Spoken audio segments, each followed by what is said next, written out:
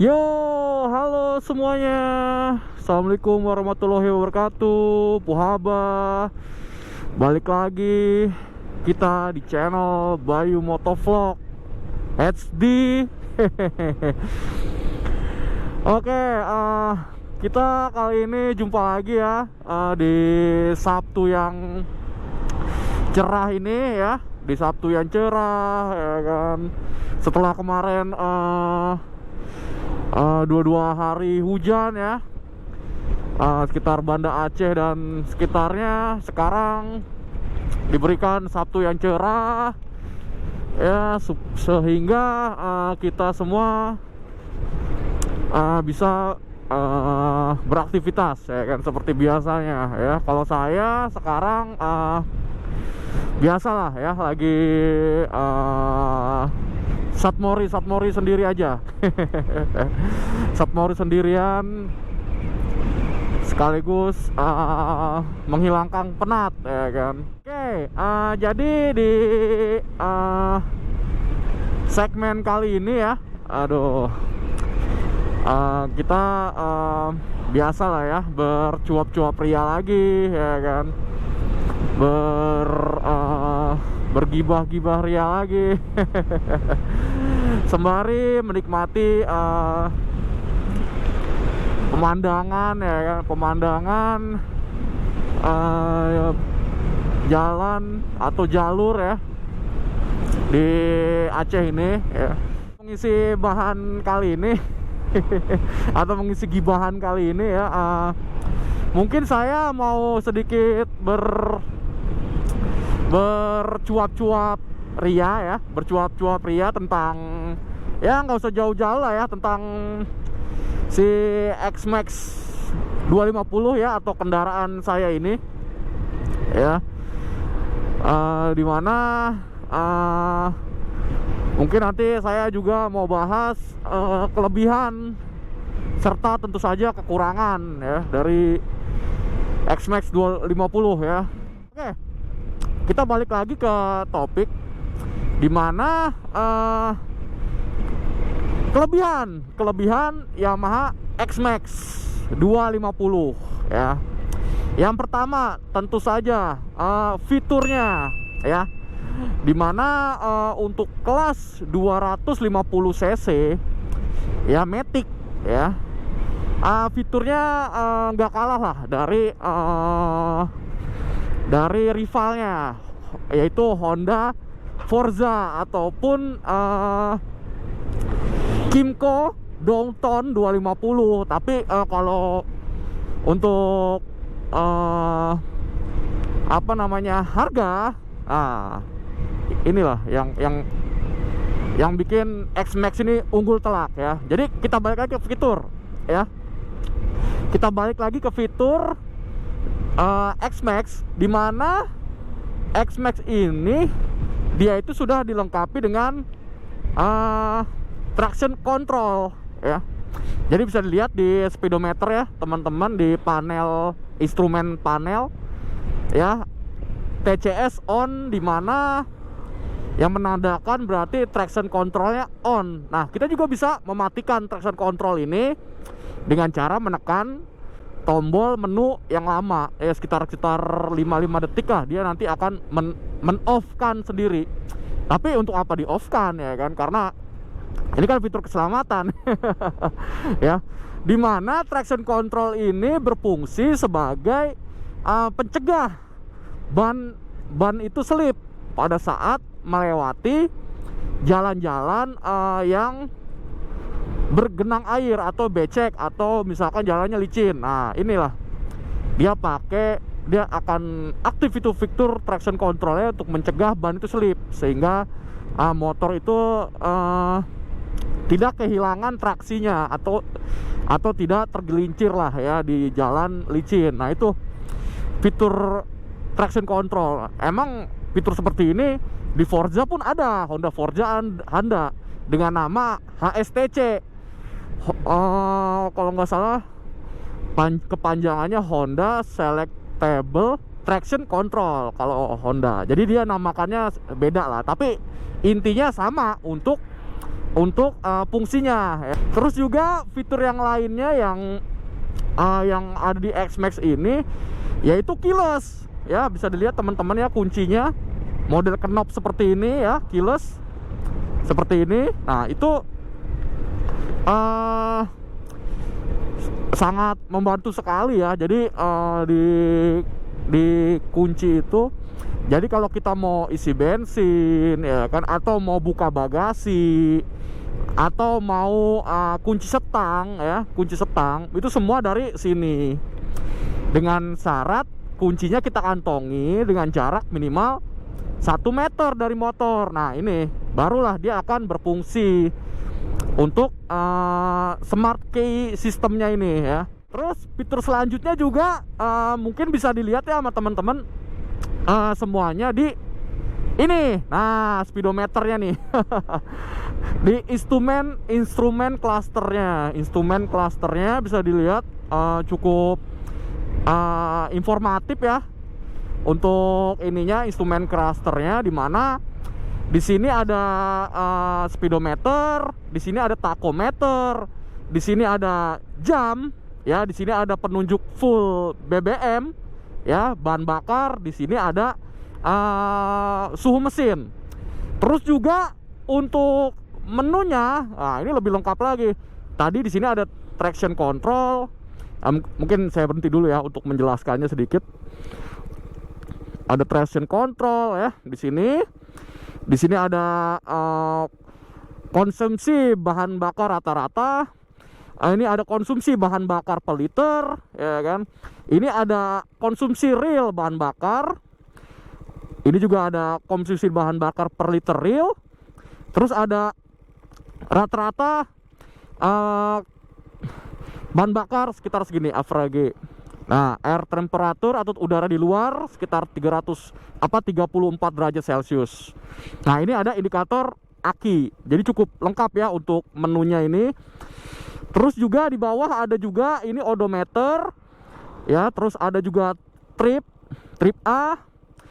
Terus waktu perjalanan real time sekarang ya, saya udah jalan 28 menit dari tadi start awal.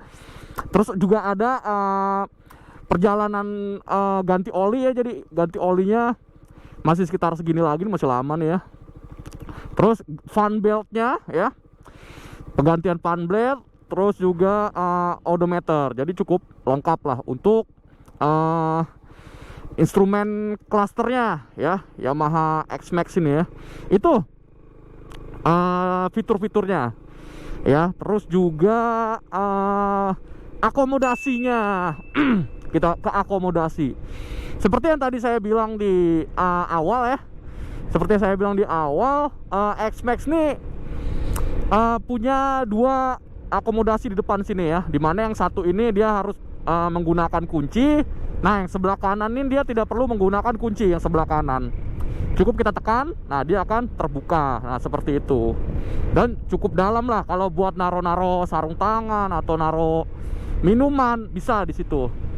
Terus bagasinya, nah ini dia nih fitur yang sangat amazing lah bisa dibilang. Fitur X-Max yang sangat amazing itu bagasinya ya, dimana bagasinya ini ya, dia itu bisa menampung 2 helm full face. Bayangin 2 helm full face itu masuk di bagasinya ya. Bayangkan seberapa besarnya itu bagasi X-Max. Dan dia juga bagasinya diterangi oleh lampu LED. Jadi kalau malam hari itu kita buka bagasi, dia ada lampunya seperti itu. Terus juga tadi sudah fitur, terus akomodasi. Nah sekarang yang ketiga ini konsumsi bahan bakarnya. Wah ini X-Max nih irit. Iya, bisa 30 km per liter. Pernah saya 30 km per liter ya kan. Pernah juga 32 km per liter ya. Bayangin motor 250 ya kan. Motor 250 bahan bakarnya seirit itu, sama kayak motor 155. Bisa bayangkan ini motor irit emang ya. Ini motor irit. Itulah karena pengaruh mesinnya Ya, itu mesinnya itu berpengaruh kepada keiritan bahan bakarnya. Jadi bisa 30 km per liter, bayangin aja ya kan, udah kayak motor NMAX 155. Itu keiritannya yang keunggulannya tadi yang ketiga ya. Setelah fitur, akomodasi, keiritan. Yang keempat itu ke mesin.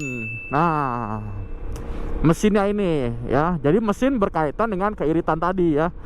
Dimana X-Max ini dia itu dilengkapi dengan mesin ya, liquid cooled 4 stroke ya kan, SOHC single cylinder dengan kapasitas mesin 249 cc ya. Jadi dia itu kan stroke ya, itulah makanya yang membuat dia irit, karena tenaganya dari 0 ke 100 ya, 0 ke 100 itu dia linear modelnya. Jadi rata gitu, dari 0 ke 100 dia tuh rata, sehingga dia itu tidak meledak-ledak ya kan, tidak meledak-ledak karena modelnya linear untuk tenaganya. Nah, itulah yang membuat dia irit. Tapi ada tapinya nih. Tapinya nanti kita bahas di kekurangannya ya. Sekarang kita bahas kelebihannya dulu. Nah, dengan karakteristik mesin yang seperti itu, X-Max ini emang cocok buat pengendara-pengendara yang baru naik kelas, misalkan dari kelas 150 atau 155 ya, yang ingin naik kelas ke kelas 250 itu tidak kaget ya kan, karena tenaganya tidak langsung meledak-ledak. Nah, seperti itulah karakteristik mesinnya, karena dia modelnya linear ya, berpendingin udara, berpendingin cairan ya. Nah, jadi untuk tekanan mesinnya tuh rata, dia dari RPM rendah sampai RPM tinggi dia rata. Emang untuk stop and go, kalau misalkan di lampu merah nih ya kan, di sebelahnya ada Forza ya kan, ada Forza, kita mau langsung tarik, wah nggak bisa, kita pasti kalah sama Forza itu ya, karena kalau Forza dia modelnya overboard mesinnya, jadi tekanan bawahnya itu besar ya kan, tekanan bawahnya besar, dia bisa langsung ngacir. Nah, itulah bedanya dengan ini, karena kalau Forza emang tenaganya lebih besar, kalau X-Max torsinya yang besar. Jadi di RPM tinggi untuk X-Max dia lebih panjang, lebih mengangkat di RPM tinggi. Seperti itu bedanya untuk karakteristik mesinnya. Nah, tadi yang pertama udah fitur, kedua akomodasi, ketiga full consumption-nya atau keiritannya, keempat itu mesinnya, kelima itu ergonominya atau handlingnya. Nah, di X-Max ya kan, di X-Max ini untuk handling ya, saya rasa cukup nyaman ya, cukup nyaman. Terus shock breakernya pun empuk ya, shock breakernya empuk. Tapi lagi nih, ada tapinya. Tapi lagi nanti kita bahas di kekurangannya ya. Jadi shock breaker depannya dia cukup keras ya, cukup keras, tapi nggak terlalu keras ya. Hanya cukup. Nah, shock breaker belakangnya ini empuk ya, jadi kalau di jalan tuh ya kayak endul-endulan. Kayak endul-endulan, tapi nyaman. Emang kalau buat jalan jauh ya kan, ini nyaman. Dan didukung juga dengan joknya yang lebar, sehingga menopang tubuh kita tuh dengan sempurna, joknya lebar ini. Tapi ada tapinya lagi. Nanti kita bahas di kekurangannya juga. Joknya lebar nih ya, kita bahas di kekurangan juga. Nah, itu jadi kalau saya selama naik motor ini, itu kemarin dari kantor ya, dari tempat tinggal saya ke Tangsel. Nah, itu lumayan jauh tuh ya, ada kalau sekitar berapa ya, ada kali sekitar 100 km itu kayaknya dah. Iya 100 km, wah itu cukup jauh tuh ya.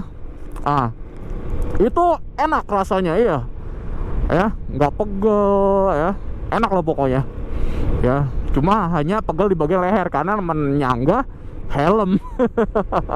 Tapi untuk bagian pinggul ataupun kaki itu enak karena dia bisa selonjoran ya, modelnya bisa selonjoran kakinya. Jadi untuk ergonomi X-Max ini mantap lah, bisa dibilang ya, bisa dibilang mantap lah untuk X-Max nih ergonominya ya. Nah itu tadi tuh ya beberapa keunggulan X-Max. Oke, setelah tadi kita bahas keunggulannya ya, keunggulan X-Max.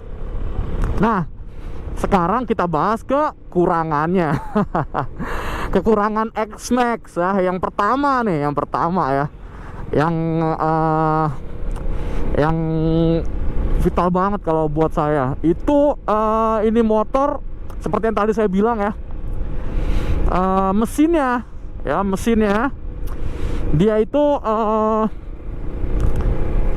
apa namanya, kita saya bilang dia mesinnya linear, sehingga kalau kita misalkan nih, misalkan kita mau ngebut gitu, misalkan mau ngebut ya, kalau misalkan di tempat yang kosong atau apa kita mau ngebut, nah itu rada lama dia naiknya. Karena kompresinya rata dia dari RPM rendah sampai tinggi ya gitu. Jadi makanya kita nggak bisa lagi pelan gini kita mau tarik itu dia nggak mau dia. Ya traction controlnya akan aktif, dia akan menahan kompresi mesinnya. Ya udah, kita nikmatin aja ya kan. Emang ini motor enaknya buat touring ya, buat touring enak. Jadi kompresinya itu akan rata. Beda halnya kalau kita orangnya mau kebut-kebutan ya, mau kebut-kebutan. Tapi untuk dipakai di dalam kota ini motor cukup nyaman lah ya, karena dalam kota kan jalannya susah ngebut ya.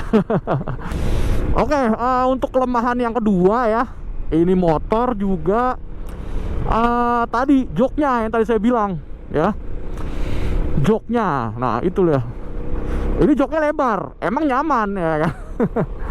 Ya, emang nyaman di motor. Tapi kalau lagi berhenti misalkan di lampu merah ya, dengan tinggi saya yang 170 cm, itu kaki itu akan jinjit balerina. Iya, kaki itu jinjit balerina. Bayangin aja jinjit balerina kayak apa ya kan. Ya, jangan menapak sempurna ini jinjit balerina, karena dengan jok yang lebar memaksa paha kita pun akan menopang jok tersebut. Makanya ya wajar lah ya, jinjit balerina ditambah dengan bobot motor yang sekitar 172 kg, bayangin aja.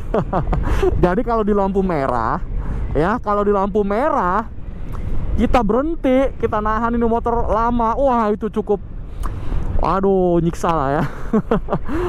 Tapi kalau udah jalan seperti ini ya enak ya, udah jalan kosong seperti ini enak lah pokoknya ya. Ini motor seperti itu. Cuman ya kalau kita lagi berhenti ya, atau di kemacetan ya kan, atau di lampu merah, nah ini motor nyiksa ya.